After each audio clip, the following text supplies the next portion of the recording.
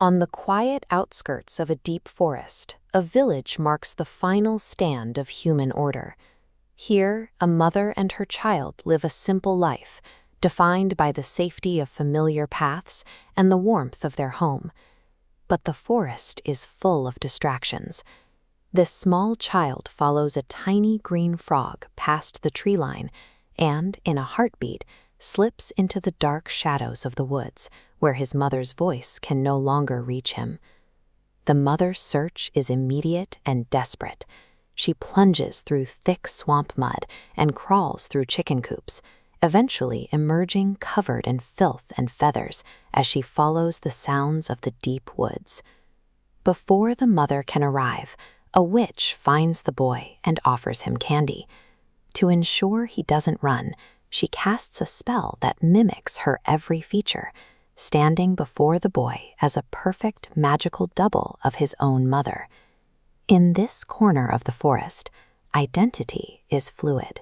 By wearing the mother's face, the witch creates a conflict where the boy must eventually choose between the woman he sees and the woman he feels he knows.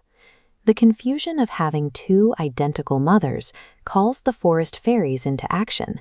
They intervene in the dispute, whisking both women and the child away to fairyland to determine which one holds the true claim. The fairies demand a meal for the child. While the real mother prepares a modest bowl of rice, the witch uses her magic to manifest a towering, decadent chocolate cake designed to overwhelm the boy's senses.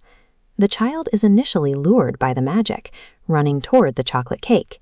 The real mother, now clean of her mud and feathers, realizes that visual tricks and sweets are winning, and she begs for a final test of connection. The fairies allow the boy to hug each woman. The moment he embraces his real mother, the magical illusion fails to replicate the specific, familiar scent of her skin, and he recognizes her instantly. Magic can replicate a face or a feast, but it cannot manufacture the deep, sensory history of a mother's love. When faced with the real thing, the witch's deception simply falls apart. Within the same village, we find Emily, a girl who spends her days laboring over cross-stitches to support her family, while her younger sister Emma enjoys their mother's favor, despite her refusal to help with any work. While reaching for a bucket to save her work, this young girl loses her footing and plummets into the depths of a magical stone well, falling through the darkness until she hits the soft grass of a hidden garden. In this garden, the environment reacts to her character. Emily pauses to pull a heavy carrot for a rabbit and takes the time to carry water to a wilting rose, simply because they asked for her help. Eventually, she finds Mother Holly's cottage and accepts a position as a housekeeper.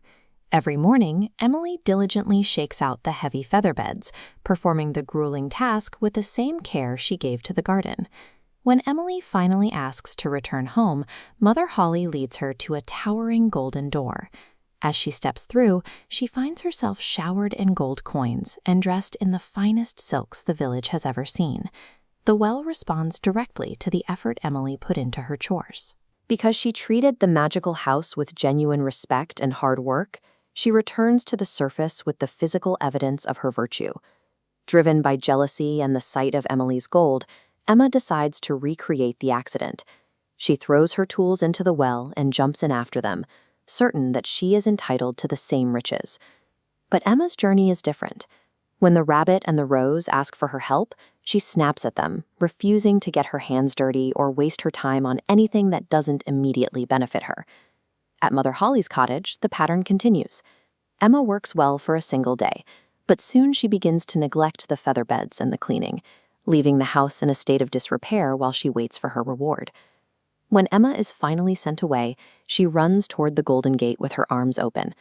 But instead of gold, a torrent of thick, dark mud rains down on her, ruining her clothes and following her back to the village. The forest magic cannot be tricked by someone performing premiums for a price. It measures the sincerity behind the act, and Emma's greed ensured her reward matched the emptiness of her work. The peace of the forest is shattered when 3 hunters arrive with axes in hand. They plan to tear down Mother Holly's cottage to make room for a hunting lodge, showing no regard for the magic or the history of the woods. Mother Holly calls down the well for help. Emily, hearing the distress of the woman who was kind to her, immediately descends back into the magical world to defend her friend's home. Emily realizes that they cannot win a fight through strength alone. She hides within the shadows of the cottage, using transparent ropes to toss vases and books, while mimicking the terrifying howls of a restless spirit. These three hunters are overwhelmed by the sudden chaos. Convinced the house is cursed, they drop their weapons and flee the cottage, running blindly through a glowing doorway that Emily and Mother Holly have placed in their path. Crossing the threshold of the Golden Gate strips away the hunters' aggression. They emerge into the sunlight with a new reverence for the forest, promising to protect the very trees and animals they once intended to destroy. Human wit can be a powerful shield for the innocent. By standing her ground and using her voice, Emily proves that a single determined person can protect the forest from those who only understand force. Though the hunters are gone, Mother Holly's cottage is in shambles. The doors are broken and the garden is trampled, leaving a task far too large for one person to fix. Emma, finally humbled by her experience with the mud, decides to use her hands for something other than herself. She joins Emily at the well, and together the sisters work to repair every broken beam and replant every flower. These three women spend their evening gathering for a final feast in the restored cottage. The hard work is over, and the house is once again a place of warmth and shared respect. The stories of the forest always end where effort and empathy meet. When people work together to protect what is good, they find that even the darkest magic is no match for the strength of their common bond.